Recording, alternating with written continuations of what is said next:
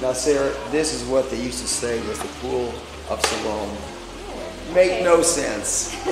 Make no sense. A big city like this, filled with people, and to have a pool that's this small, it didn't serve any purpose, and the Gihon Spring, you need to accumulate a lot of water. It just didn't make sense.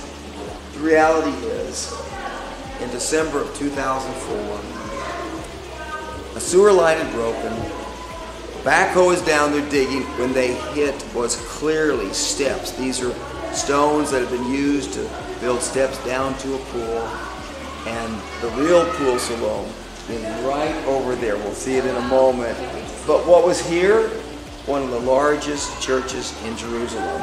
These are remains. And so there was a very, very large church. You see no evidence of it, other than a couple little things here. So things are built and things are destroyed. Things of this earth do not last. Okay. Sarah, we're fixing to go down to the pool of Shiloam, but I'll point out before we get there, signage is a lot better now than it was 30 years ago, but you still see an inconsistency in names. Now this is Hebrew. Oh, okay. Pool of, that's the Hebrew. Shiloam. Yeah. But we look up here. Here we have Arabic. Pool of, yeah, Silwan. And of course we know that community across on the other side of the Kidron Valley, we call that Silwan. And so with different languages, and of course it's not just that, because we'll see the same word in the same language in English be spelled various ways. So it's a problem. Yeah. It's not what we see in America. Is right under here. What's right under the sidewalk? Sewer line.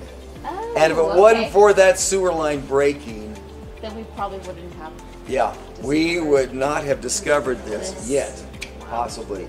And this is first century. We're low, and when things are low in the city, what happens? Remember, Yeah, everything comes down. Rains push material down. When you have windstorms, builds it up that way. And so consequently, all this was covered, and it wasn't until 2004 that it was discovered. So what do you think? Pool of Shiloam. Wow. Well, it still seems kind of small. Is this all of it, or? No, this is not all of it. Oh, okay. You are standing on first century stones, but There's also steps. and there's steps down because people would come down into the water and have to come up. This is a pool filled with water, but realize that property is private property, and no one's been allowed to dig farther than that. I see. So I bet it's a lot. it's a lot there, and so I sure wish we could excavate it all, but that's what we've been able to excavate. That's what's been excavated so far. I love that there's a corner there too. It's Yeah, I mean, it's, yeah. You have the corner of the Yeah, pool. You can so, see I where mean- it is. Yep. I bet it was huge. Yeah. Well, you can tell. It was really huge. I can't even imagine having to go down, fill up your huge pot of water, and then having to carry it back. That would be. I mean, that is just. Now look how Oh man. you'll see all over Jerusalem. Look, what do you see? See that block? They're just building something. They took old block, and there it is now. But see, that may have been part of a step. That may have been part of some structure. Yeah. So they're recycling in effect. Okay, let's walk up.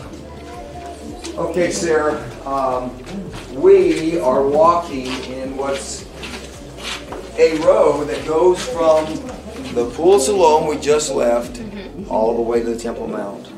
And you think it's not very wide. Well, this thing may have been 30 feet, 40 feet, 50 feet wide. We know it's much wider than this. In a moment, I'm going to take you up just a ways. We're going to come back, and we're going to go up another path. But this was wide because the number of pilgrims who came, coming down and going up was huge. Josephus gives us some numbers. The number that came for Passover, we're not talking a few, we're talking over 1 million people. And think about that. How could you possibly do that? You're going to have a large pool as a mikvah. You're going to have a wide road. Well, we have a wide road, very nice stone, first century. This is from, and we can say prior to the first century BC. We assume these are Herodian. So up we go. And there, of course, would have been shops and so forth here. And again, the road would extend way over to our left here. And this is as far as I take, folks, because this is as far as they allow us to go at this point. Someday, it's going to be open more. This gives you a feel for what was here. Look at what we see. A pool of Shiloam, where we just were. We are standing right down here. And then huge steps, very wide, all the way up the hill, right to where? The temple. Temple Mount is here. Here's Robinson's Arch up here. These are the grand staircase, massive staircase. I'll show you a picture a little later. Here are the steps. Jesus would have walked up, of course, the holy gates. So you see where we're at. It's a great little diagram. Yeah. Very useful to understand what was here in the first century. No Dome of the Rock or Alaska Mosque, of course, but you can get a feel for what was here this way.